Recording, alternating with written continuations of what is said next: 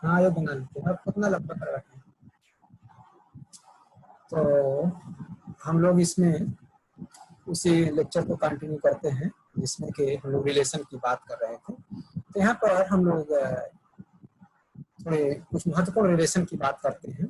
जैसे पेरेंट्स और चाइल्ड, माता पिता और बच्चों के बीच में कैसा संबंध हो और वह संबंध किस तरह से, क्योंकि आज के समाज में संबंधों का बड़ा दुरुपयोग हो रहा है और संबंधों के प्रति लोगों के मन में बहुत ही अनिच्छा हो गई है। अब पेरेंट्स अपने बच्चे का जो परवरिश करते हैं, जो नर्चरिंग करते हैं, जो पालन पोषण करते हैं, अमूमन देखा जाता है कि बच्चा बड़ा होता है तो अपने पेरेंट्स से सेटिस्फाइड नहीं होता, उसके मन में एक बगावत की बू आती है, उसके मन में बगावत सी आती है कि पेरेंट्स ने हमारे साथ क्या किया। यहाँ तक सुनने में आता है कि पेरेंट्स ने हमारे जीवन को भी बेकार कर दिया। अब यह समझने की बात है कि पेरेंट्स और चाइल्ड, माता पिता और बच्चे एक दूसरे के किस हद तक पूरक हैं, इस भाव को जानने की आवश्यकता है। पेरेंट्स किस ममत्व से उनको बड़ा करते हैं, पालते पोसते हैं, उनके प्रति कौन से भाव स्थापित होते हैं और कौन से उनके भाव जो है शिष्ट मूल्य के रूप में आगे की ओर बढ़ते हैं। अब दूसरी तरफ जो बच्चा है वह अपने पेरेंट्स का अनुकरण करता है, उसमें वो एक्सेलेंसी को देखता है और उनके प्रति वो रिवर होता है, उनके प्रति कृतज्ञता की भाव उत्पन्न होती है, क्योंकि आपको बड़ा करने में, आपको योग्य बनाने में पेरेंट्स का सबसे ज्यादा योगदान होता है, टीचर का योगदान होता है, समाज का भी योगदान होता है। तो इसमें जो प्राइमरी रूप से बच्चे के प्रति पेरेंट्स का जो दायित्व है कि ensuring the right understanding and right feeling thought in the self of the child,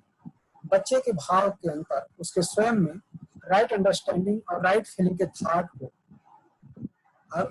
उसमें जगाना, उसको बताना, उसके भाव को उसमें उत्पन्न करना और उसके शरीर के पालन पोषण के लिए जो भी आवश्यक चीजें हैं उसको प्रोवाइड करना, उसको प्रदान करना, जिससे कि बच्चे का प्रोटेक्शन हो सके, उसकी नर्चरिंग हो सके, उसको प्रॉपर फूड और क्लॉथ, स्कूलिंग, जो भी उसकी बेसिक चीजें हैं जिससे कि इंसान को एक सिटीजन बनाने में जो कुछ भी आवश्यक होता है। अब यदि इस चीज को वो अपने रिस्पॉन्सिबिलिटी को वहन करते हैं और यह रिस्पॉन्सिबिलिटी अगर वो इफेक्टिवली हो करके, इफेक्टिवली यानी प्रभावी रूप से अगर अपनी जिम्मेदारी को वहन करते हैं, तो इसको रिसीव करने के आधार पर बच्चा जो है उनके प्रति जो है कृतज्ञ होता है, श्रद्धा का भाव रखता है, क्योंकि वो जो है उसको एक्सेलेंसी दिखती है कि पेरेंट्स में हमारे एक्सेलेंसी है। और दूसरी चीज ये है कि पेरेंट्स के हाईली एक्सेलेंसी को बच्चा जो है विचार करता है कि हमारे पेरेंट्स सबसे ज्यादा जो है एक्सेलेंट हैं, क्योंकि उन्होंने उसके हर तरह की आवश्यकता को, हर तरह के उसके नर्चर को, उसके भरण पोषण के लिए और उसको जो भी आवश्यक चीज है उसके लिए भरसक प्रयास किया और उसको उन्होंने दिया। अब इसी तरह से अगर बच्चा बड़ा होता है तो वह बच्चा अपने पेरेंट्स के प्रति रेवरेंस के भाव को रखता है और वह उनके द्वारा बताए गए जो भी उन्होंने लेसन दिया अपने जीवन में, अपने कार्य के द्वारा, अपने स्वभाव के द्वारा, अपने क्रियाकलाप के द्वारा बच्चा उसका अनुसरण करता है और उसके मन में भी अपने पेरेंट्स के बराबर या पेरेंट्स से भी बड़ा भाव उत्पन्न होता है कामयाबी का, या उनको अनुसरण करके वो आगे बढ़ने का प्रयास करता है। तो इस तरह से उसके मन में अपने लक्ष्य को पाने के लिए कमिट होता है और उसमें अपने पेरेंट्स के द्वारा दिए गए केयर को वह एक कृतज्ञता के भाव में स्वीकार करता है। इसी तरह से अगर हम दूसरे सामाजिक महत्वपूर्ण रिलेशन को देखें तो इसमें हम लोग पाते हैं इसी तरह का दूसरा रिलेशन है कि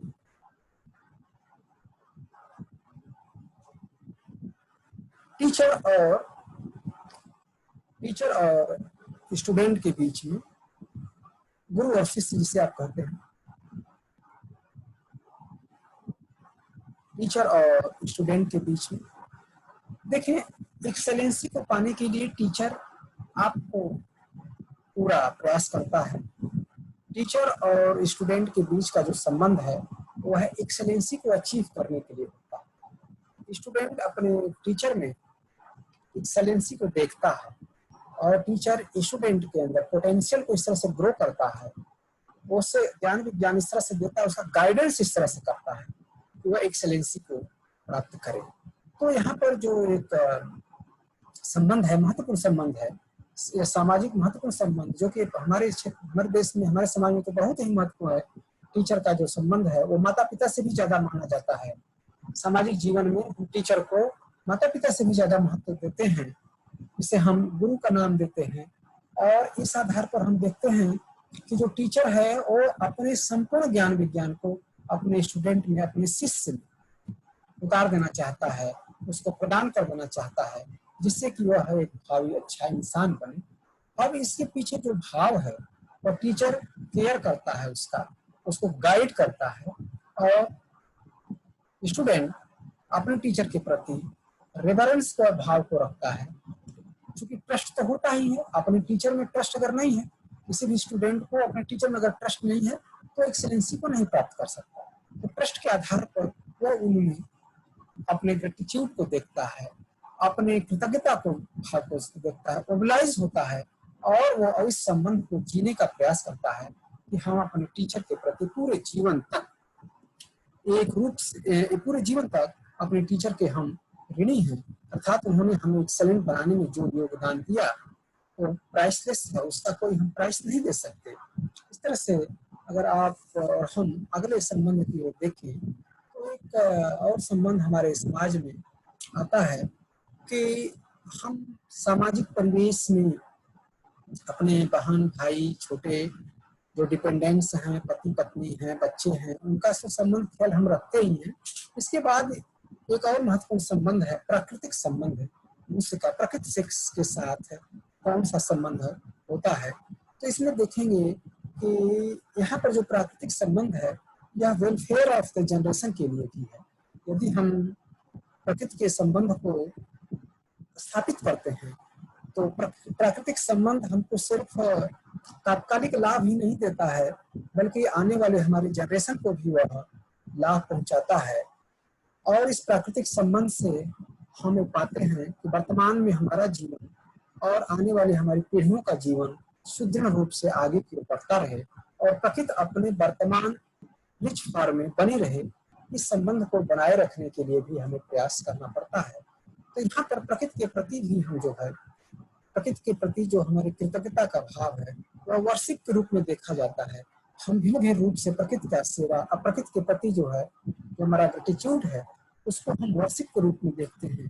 कि हम प्रकृति को अपना सबसे बड़ा संरक्षक मानते हैं, क्योंकि प्राकृतिक संपत्ति, प्राकृतिक व्यवस्था, प्राकृतिक एटमॉस्फेयर हमारे लिए अपने जीवन को और आने वाले जीवन को, पूरे सामाजिक जीवन को एक निश्चित रूप से महत्वपूर्ण स्थान या महत्वपूर्ण प्रभाव प्रदान करता है। इसलिए हम अपने सामाजिक जीवन, अपने पारिवारिक जीवन, अपने व्यक्तिगत जीवन को जीते हुए प्राकृतिक जीवन को भी जीने के लिए हमें आवश्यक कदम उठाने चाहिए। और इस आवश्यक कदम में जो हमारा शिष्ट मूल्य है वर्षिप का, कि हम प्रकृति के साथ उसके पूज्यता के भाव से रखते हैं, क्योंकि हमारा पूरा जीवन जो है प्राकृतिक समावेश और प्राकृतिक व्यवस्था के अंतर्गत सन्निहित होता है, जिससे कि हम अपने जीवन को जी सकें। तो यहाँ पर हम पाते हैं कि हमारा जो प्राकृतिक जीवन है वो भी हमारे लिए अति महत्वपूर्ण है। तो इसमें हम लोग आगे की ओर फिर देखेंगे। अगले क्लास में हम इस संबंध के उच्च भाव को प्रदर्शित करेंगे